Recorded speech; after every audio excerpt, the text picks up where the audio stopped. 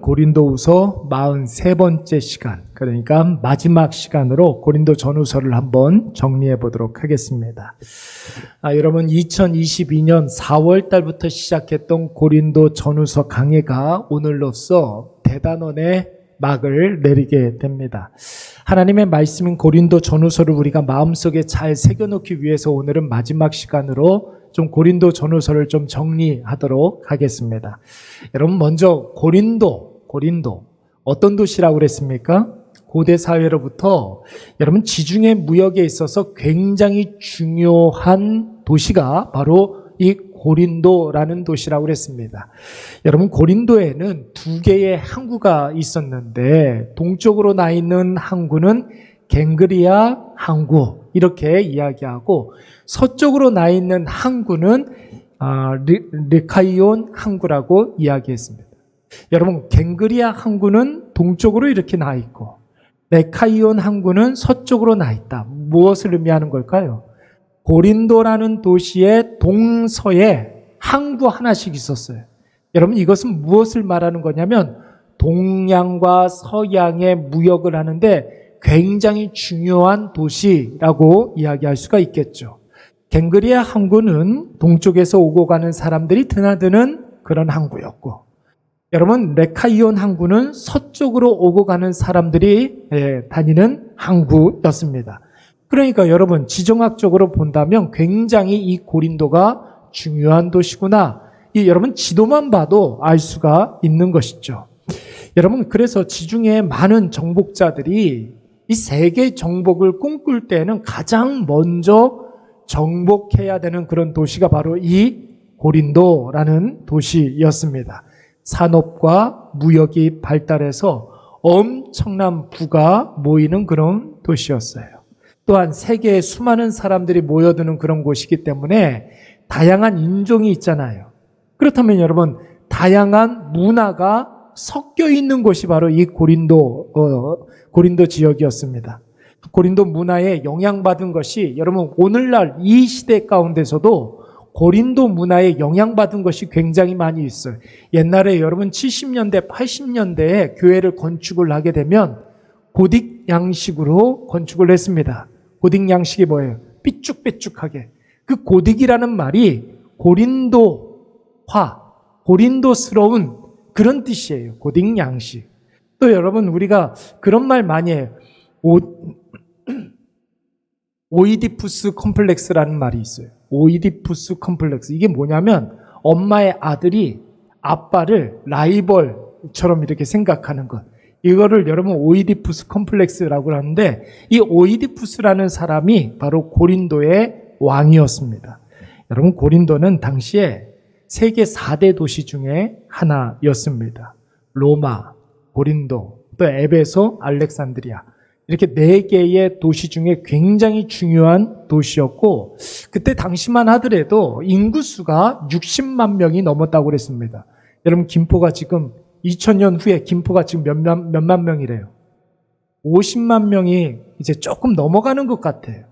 근데 여러분 이 고린도는 2000년 전에 이미 60만 명이 넘은, 근데 뭐 여러 가지 체육 행사가 있다든지 아니면 큰 제사가 있다든지 그러면은 수많은 관광객들이 몰려오는 그런 도시였습니다. 여러분 그렇게 엄청난 도시가 다양한 문화가 모이는 그런 도시답게 여러분 이 고린도에는 크고 작은 신전들이 굉장히 많이 있었습니다.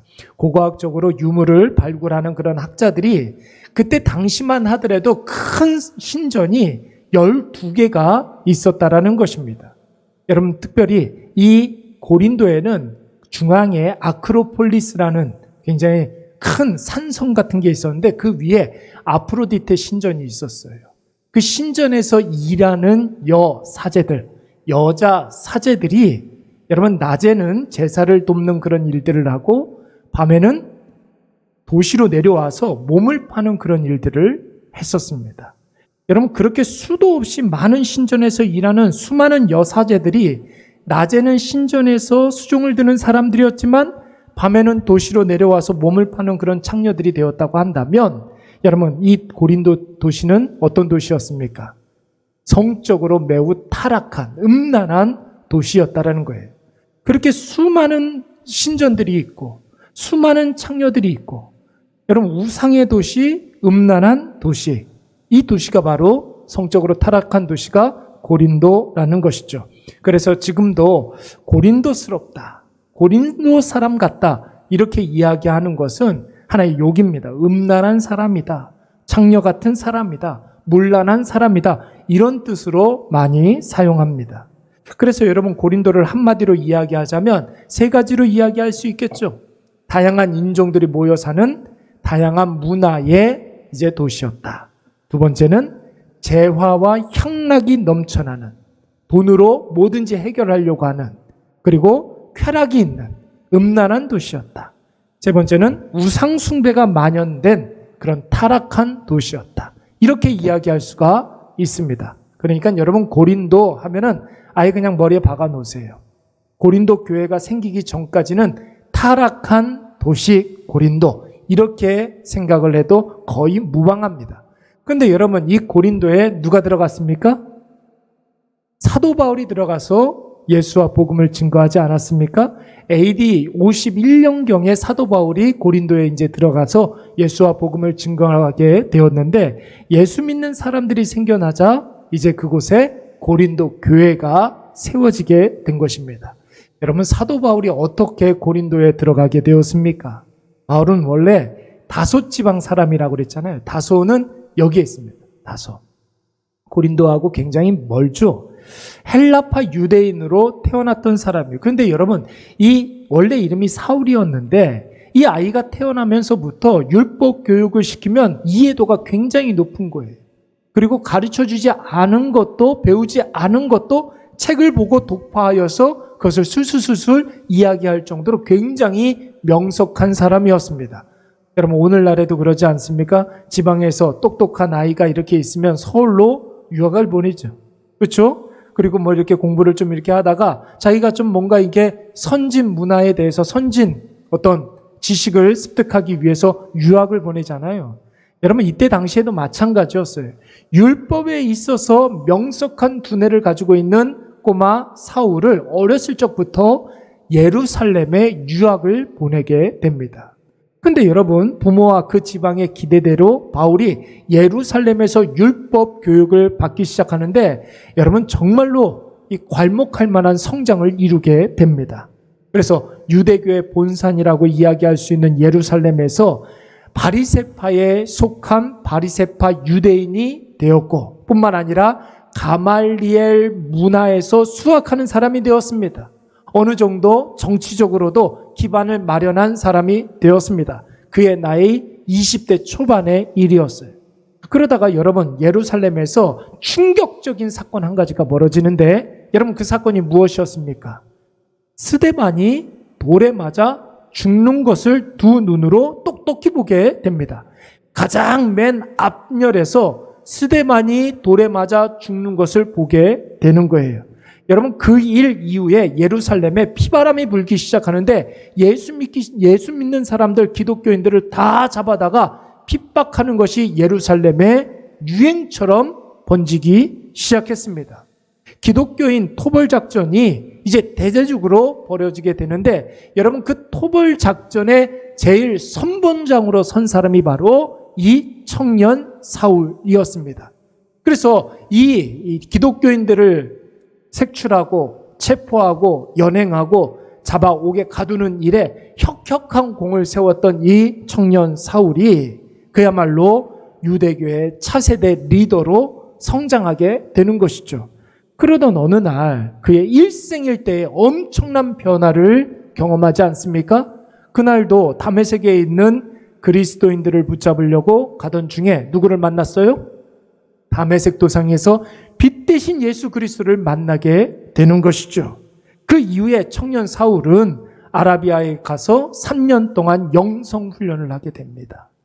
예루살렘 교회에 이제 가서 청년 사울이 기독교 개종자임을 확인을 받게 되지만 여러분 사도 바울에게 당한 사람들이 너무나 많이 있어가지고 예루살렘 교회의 공인을 받기는 했지만 예루살렘 지역에 살고 있었던 그리스도인들에게 여전히 사도 바울은 무서움의 대상, 두려움의 대상이었던 것입니다. 그래서 사도들이 어떻게 했어요? 사도 바울에게 잠깐 고향 땅에 이제 내려가서 거기서 준비하고 있어라. 하나님께서 당신을 사용할 때까지 좀 준비하고 있어라 하면서 고향 땅으로 낙향시키게 됩니다. 그 고향 땅 다수에서 무려 몇 년 동안 집거를 하게 됩니까? 13년 동안. 13년 동안 사도 바울이 아무것도 하지 아니하고 두문물출하고 하나님 앞에 쓰임받지 못하고 고향 땅에서 13년 동안 집거를 하게 되는 것이죠. 그러다가 여러분, 예루살렘 교회에 그 기간 동안에 엄청난 핍박이 있는 중에 안디옥에 예루살렘에서 안디옥으로 피신간 그리스도인들에 의해서 이방 땅에 최초로 세워진 교회가 이제 안디옥 교회가 설립되지 않습니까? 그 안디옥 교회에 새로운 목회자를 이제 파송해야 되는데 아무도 가지 않는 거예요. 그때 안디옥 교회에 내가 가겠노라고 자청했던 사람이 있었으니 그 사람이 바로 바나바였습니다.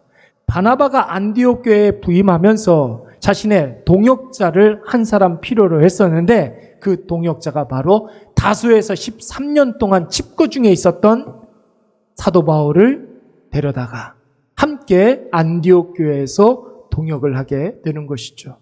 여러분, 그 안디옥 교회에서 바나바와 바울이 2년 동안 함께 목양을 하면서 새로운 어떤 사역을 하나 시작하게 됩니다. 우리가 우리끼리만 잘 믿고 우리끼리만 이 복음을 누리지 말고 우리도 선교를 하자 해서 최초의 선교사 2사람을 파송을 하는데 그 사람들이 바로 그 교회에 담임 목회를 하고 있었던 바나바와 바울을 파송하게 되는 것이죠. 그렇게 해서 갈라디아 지역에서 전도 여행을 했으니 이 전도를 우리는 제1차 전도 여행이라고 이야기하는 것입니다. 갈라디아 지역이 바로 이 지역이었습니다. 그리고 제2차 전도 여행은 제1차 전도 여행 때 전도했던 새신자들 있잖아요.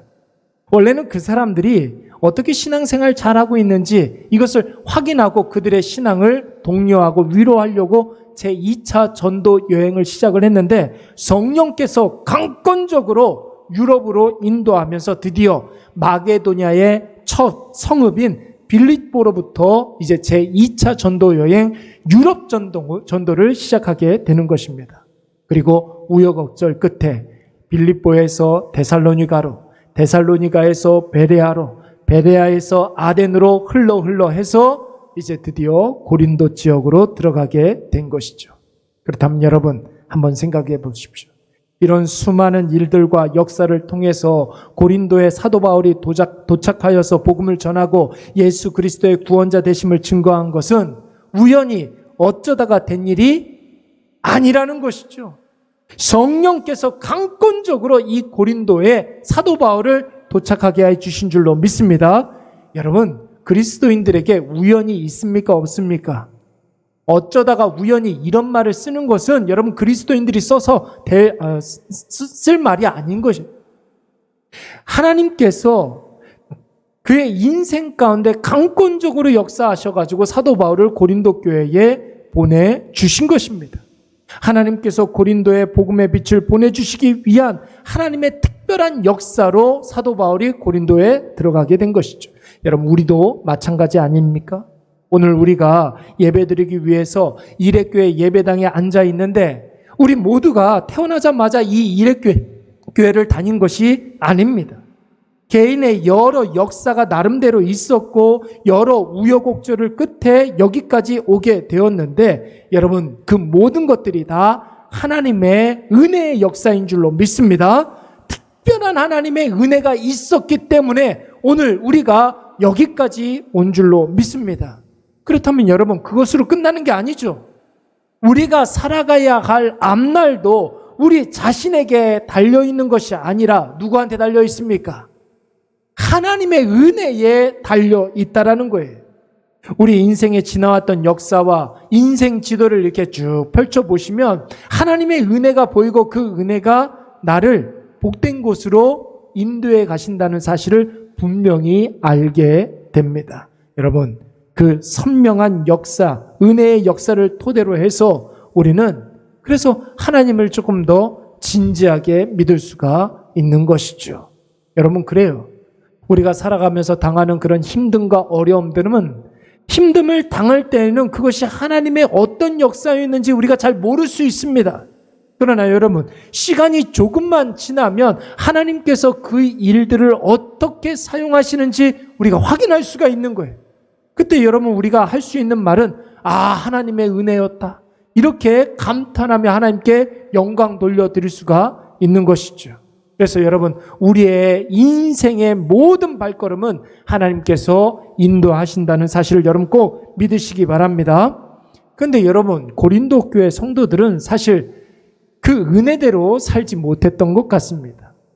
사도 바울이 제2차 전도 여행을 이제 마무리하는 그런 시기가 되어서 1년 6개월간의 사역을, 이제 고린도 교회에서의 사역을 이제 마치고서 고린도 교회를 떠나서 자신을 파송한 예루살렘 교회와 안디옥 교회로 돌아간 후에 그때부터 고린도 교회에 이상한 일들이 벌어지기 시작했어요.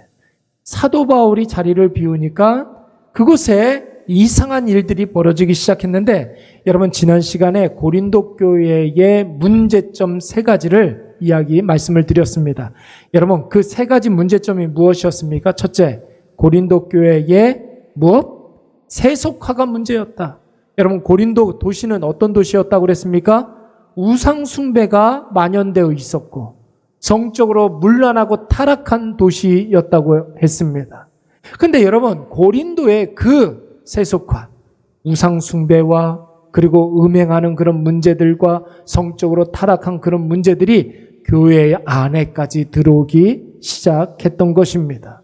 여러분, 성도들 중에 교회 안에서 우상 숭배를 하는 그런 사람들도 있었습니다.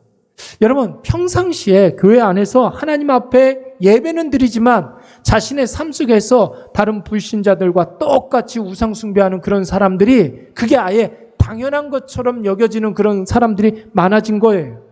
여러분, 그리고 그 우상 숭배하는 것이 음행과 관련되어 있지 않습니까? 교회 안에서도 성적으로 타락한 사람들이 많아지기 시작했습니다.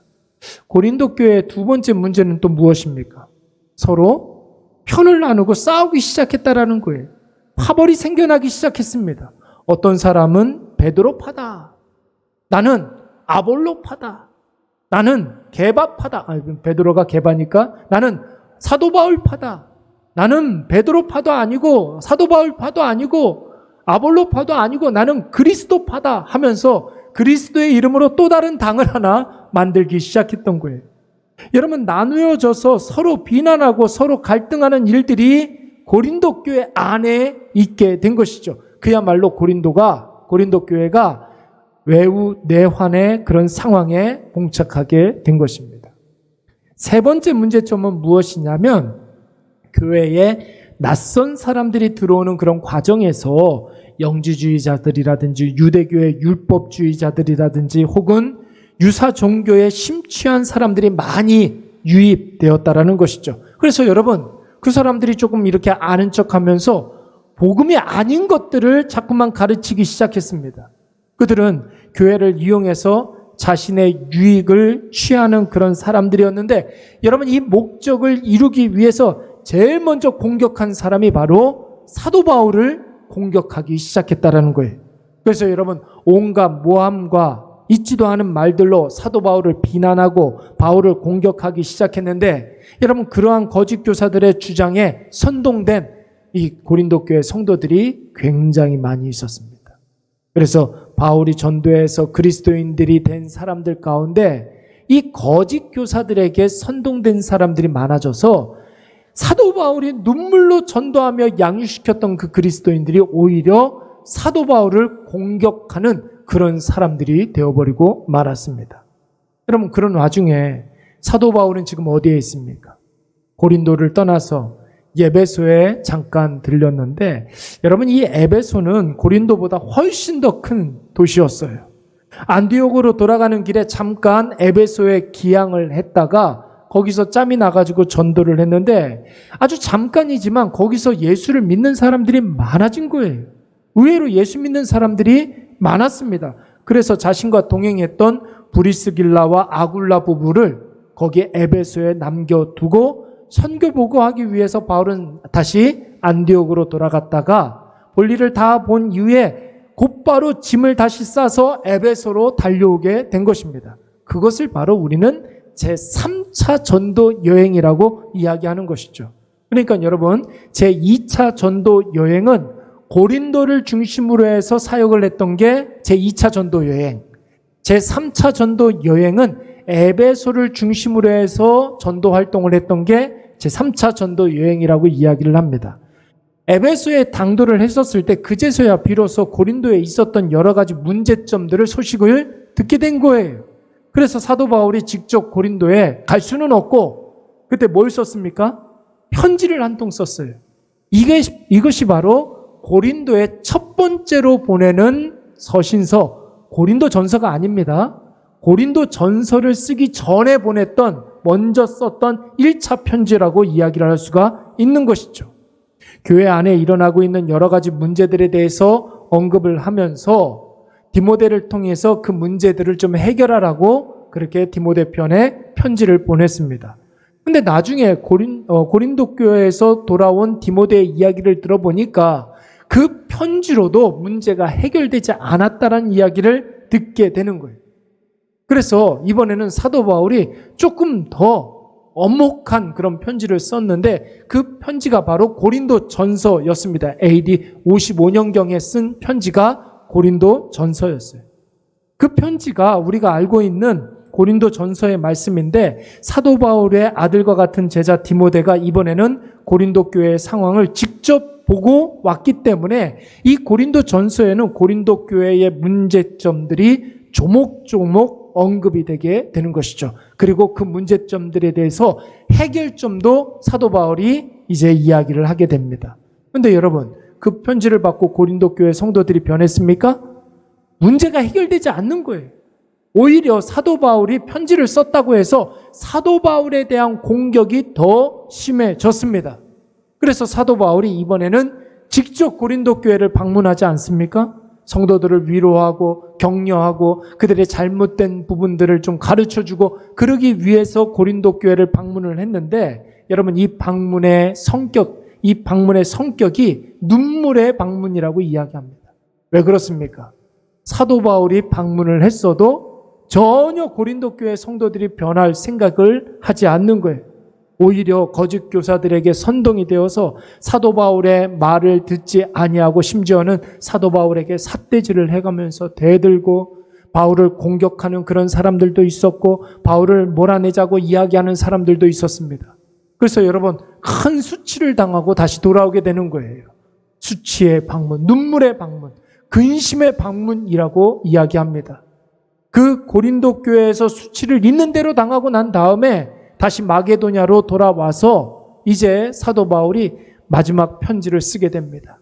눈물의 편지를 쓰게 됩니다. 자신의 사랑하는 마음을 담아서 진심으로 그들이 회개하고 돌이키기를 바라는 마음으로 제 세 번째 편지를 썼으니 그 편지를 우리는 눈물의 편지라고 이야기를 하는 것이죠. 이 편지를 가지고 간 사람은 이번에는 디모데가 아니었어요. 디도라는 제자가 들고 갔었는데 좋은 소식이 들려오게 됩니다. 이 디도가 고린도 교회 성도들이 그 편지를 받고 감복하여서 감동하여서 회개하고 돌아오는 사람들이 많아졌다라는 그런 이야기를 듣게 되는 거예요. 그 기쁜 소식을 듣고 다시 한번 사도 바울이 편지를 쓰게 되는 거예요. 이제 내가 고린도 교회에 좀 방문을 하게 되는데 고린도 교회에 방문하기 전에 너희들의 돌이킴과 회개함 이런 것들을 통해서 내가 위로를 받았다.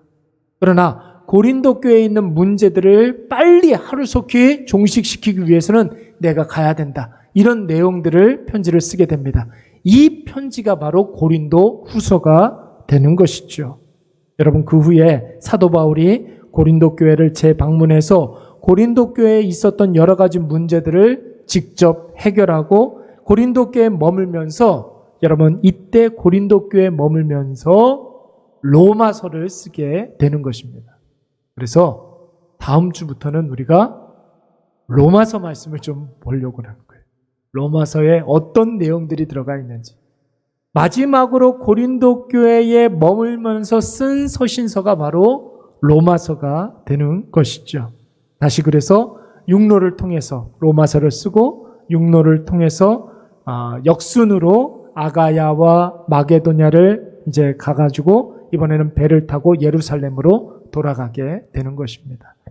여러분, 고린도 교회에 보낸 사도 바울의 편지를 묵상하면서 우리가 얻게 되는 교훈 세 가지로 좀 요약해서 생각해 볼 수가 있습니다. 첫 번째는 무엇이냐면 교회나 목회자나 성도들이 영적인 그런 성장을 위해서 부단히 노력을 해야 된다는 거예요. 우리가 예수를 믿으면 예수를 믿은 연수만큼 조금씩 잘하고 성숙한 그런 일들이 있어야 된다는 것이죠. 여러분, 교회는 주님의 몸인 줄로 믿습니다. 교회는 목사의 것이 아니에요. 그 어떤 누구의 것도 아닙니다. 주님의 몸이에요. 그러니까 이 교회의 주인은 예수 그리스도가 되는 것이죠. 예수님이 교회를 세우시고 교회를 너무나 사랑하시는데 이 교회가 탄생하고 자라고 성숙해 가고 쓰임받는 과정에서 여러분, 물론 교회의 지도자인 목회자의 자질도 굉장히 중요합니다. 실력도 있어야 됩니다. 그런데 여러분, 교회를 구성하고 있는 성도들도 영적으로 성숙해지지 않으면 안 된다는 것이죠. 사도 바울이 고린도 교회에 있을 때는 교회가 교회답게 잘 성장해 갔습니다. 그래서 사도 바울이 안심하고 교회를 잠깐 떠날 수 있었던 거예요. 그런데 여러분, 바울이 그 자리를 비우자 거짓 교사들이 들어와서 교회를 허물기 시작했습니다. 거짓 교사들도 문제이기는 하지만 사실 더 큰 문제는 무엇이냐면 거짓 교사들이 이상한 교리를 가지고서 가르칠 때 그것이 진짜인지 참인지 아니면 거짓인지 그것이 그런 것인지 이거를 분별할 수 있는 그런 눈이 있어야만 하는데 고린도 교회에서는 그것을 분별할 수 있는 사람들이 없었다는 것이죠. 오히려 거짓 교사들의 그 선동되어서 부하내동하여서 사도 바울을 공격하는데 앞장서는 그런 사람들이었습니다. 그러니까 여러분, 교회가 부흥하고 교회가 건강하게 바로 서기 위해서는 목회자도 정신 바짝 차리고 영적인 분별력을 가지고 있어야 되기는 해야 되지만 여러분, 성도들도 영적으로 성장해 가고 성숙해 가야 될 줄로 믿습니다.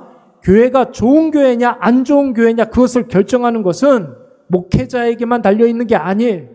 그 교회를 구성하고 있는 성도들의 수준이 그 교회의 수준을 결정하는 것입니다. 그래서 여러분, 고린도전서 3장 말씀을 보시면은 사도 바울이 고린도 교회를 어린아이와 같이 젖먹이와 같이 대했다, 이런 말씀이 나오는 거예요.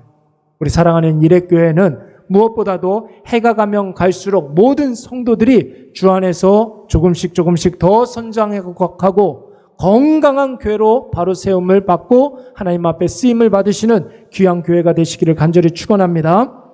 두 번째는 무엇이냐면 교회는 반드시 아까 전에도 잠깐 말씀을 드렸지만 양과 이리를 구별할 줄 알아야 한다라는 것입니다.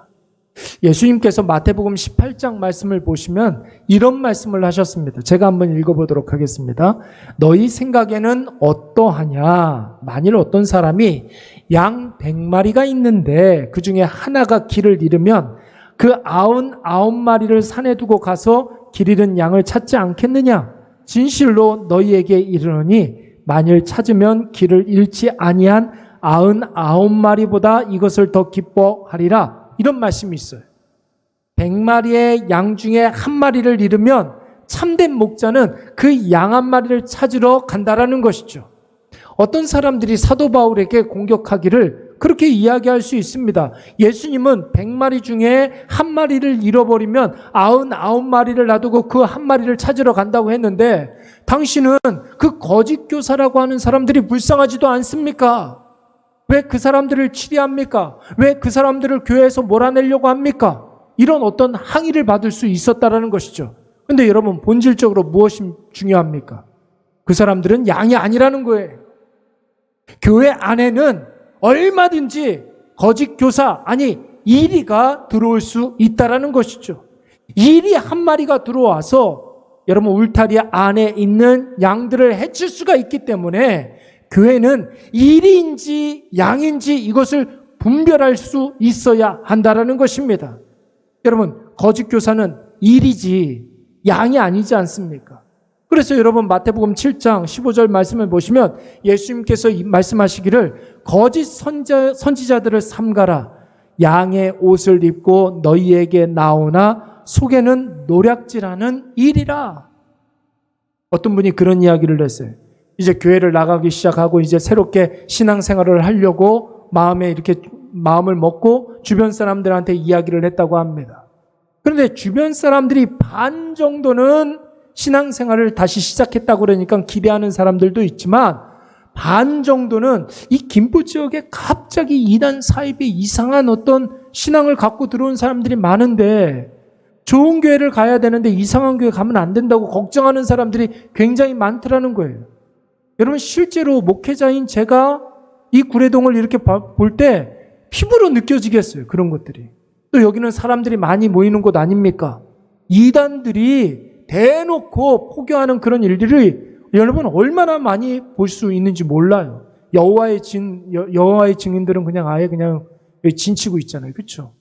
신천지는 또 이마트 앞에 가가지고 그냥 막 사람들 인원 동원해가지고 전도하기도 하고, 하나님의 교회 사람들은 막 이렇게 태블릿 들고 다니면서 사람들 이렇게 현혹시키기도 하고, 그렇습니다.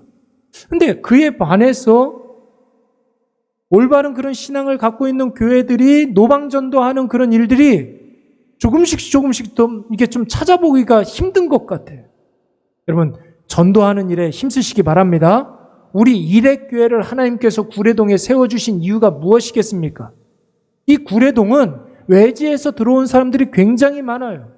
그렇기 때문에 교회를 열심히 다녔던 사람들도 교회가 갑자기 멀어지면서 자기 본교회를 못 나가는 사람들이, 여러분 어떨 것 같습니까?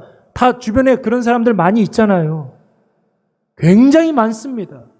그런 사람들에게 좋은 교회를 소개시켜주고 복음을 증거하고, 그리고 그 복음, 나누어진 그 복음을 통해서 은혜 받게 하는 것. 여러분, 구례동에 우리 사랑하는 일액교회를 하나님께서 세워주신 목적인 줄로 믿습니다. 잠시 잠깐 신앙생활을 중단한 그런 사람들, 그리고 정말로 여러 가지 소외받고 여러 가지 어려운 그런 상황 가운데 복음이 유일한 답이라는 사실을 알아야 되는 그런 사람들, 그런 사람들에게 복음을 증거해야 될 줄로 믿습니다. 사도 바울이 거짓 교사들에 대해서 엄격했던 이유가 있어요. 그들은 양들 중에 한 마리가 아니라 아예 존재가 다르다는 거예요. 일이라는 거예요. 양떼를 노략질하는 일이었기 때문에 그런 것이었습니다. 그래서 사도 바울은 고린도 후서의 말씀을 이렇게 보시면은 거짓 교사들에 대해서는 한치의 타협도 없이 엄격하게 그들을 치리할 것이라고 이야기하고 있는 거예요. 우리가 주님의 몸된 교회의 일원이 되어서 주님을 사랑하는 마음으로 주님의 몸인 교회도 사랑해야 되는데, 여러분, 교회를 사랑한다고 할 때 여러 가지로 이야기할 수 있겠지만 가장 먼저 신경 써야 될 게 무엇이냐면 나쁜 병균으로부터 보호해야 되지 않겠습니까? 병들지 않게. 그렇죠. 우리 교회가 이제 3년 조금 넘어가는 그런 교회인데 아직 걸음마 단계인 교회인 거예요. 그러면 여러분, 어린 아이들은 사랑을 많이 받아야 되는 것 아닙니까? 누군가에게 보호를 받아야 되는 거예요. 특별히 어디가 아프면 보살핌을 받아야 되는 게 어린 아이들이란 말이에요. 교회도 여러분 누군가의 보살핌이 필요한 거예요. 성도들이 많이 사랑하는 그런 사랑을 많이 받고 교회가 부흥하고 교회가 성장해 갈 수가 있는 것입니다. 여러분, 우리 사랑하는 일액교회를 많이 사랑하시기 바랍니다. 교회를 위해서 많이 기도하시기 바랍니다. 정말로 교회를 사랑하는 그런 마음이 예수 그리스도를 사랑하는 마음으로 나타날 수가 있는 것입니다. 세 번째, 우리가 얻을 수 있는 교훈은 하나님의 은혜 가운데 우리가 거해야 된다는 것이죠. 하나님의 은혜 안에 있으면 성도는 성도답게 은혜 안에서 아름답게 성장할 수가 있는 것이고, 교회는 교회답게 하나님의 말씀을 정당하게 선포하고 영적인 부흥의 길로 나아갈 수가 있는 거예요. 왜 그렇습니까? 하나님의 은혜가 지금 나와 함께 한다는 그 확신이 있으면 지금 아무리 복잡한 문제가 있다 할지라도 그 은혜가 나를 이끌어 갈 것이 확실하기 때문에 내일 무슨 일이 있어도 불확실하지만 그 은혜가 나를 선한 길로 인도하신다는 담대함이 생기기 때문에 그런 것입니다. 여러분 오늘 본문의 말씀 한번 보세요. 11절 말씀을 보시면은 5개의 동사가 나오고 있어요. 한번 찾아볼까요? 기뻐하라. 또 뭐라고 그랬어요? 온전하게 하라. 세 번째, 위로를 받으라. 네 번째, 마음을 같이 하라. 5번째, 뭡니까? 평안하라. 여러분 이 말씀 한번 가만히 이렇게 보면은 5개의 동사가 다 명령형으로 사용되고 있습니다. 기뻐하고 온전하고 위로를 받고 마음을 같이 하고 평안한 것이 여러분 명령한다고 우리가 다 그렇게 될 수가 있는 것이 아니잖아요. 그러나 여러분 하나님의 은혜 가운데 거해 있으면 우리의 마음 가운데 기쁨이 충만할 줄로 믿습니다. 무엇보다도 온전하게 되며 위로를 받게 되는 거예요. 하나님의 은혜로. 그리고 하나님의 은혜와 평강으로 말미암아 우리가 마음을 하나가 될 수가 있는 것이고 참 평안, 세상이 줄 수 없는 평안 누리게 되는 줄로 믿습니다. 그래서 여러분 뭐라고 그랬어요? 사랑과 평강의 하나님이 너와 함께 한다고 그랬잖아요. 그래서 여러분 고린도 교회에 임한 하나님의 은혜 어떤 과정을 통해서 복음이 나에게 임하게 되었는지 한번 뒤돌아보시기 바랍니다. 고린도 전후서를 우리가 마무리하면서 나에게 있는 그 은혜가 어떻게 임하게 됐는지 한번 뒤돌아봐야 된다는 것이죠. 그리고 그 복음이 나에게 어떤 복을 주었는지 깊이 묵상해 보면 그래서 하나님의 은혜와 사랑과 평강 가운데 있게 되면 앞날이 걱정되지가 않습니다. 여러분 오늘 이것들 꼭 기억하면서 고린도 전후서 우리가 마무리하는데 우리 모든 일회교회 성도들도 사도 바울이 말한 사랑과 평강의 하나님과 함께 거하시기를 간절히 축원합니다. 하나님 은혜 안에 있을 때 그 은혜로 말미암아 우리에게 평강이 임하게 될 줄로 믿습니다. 우리 말씀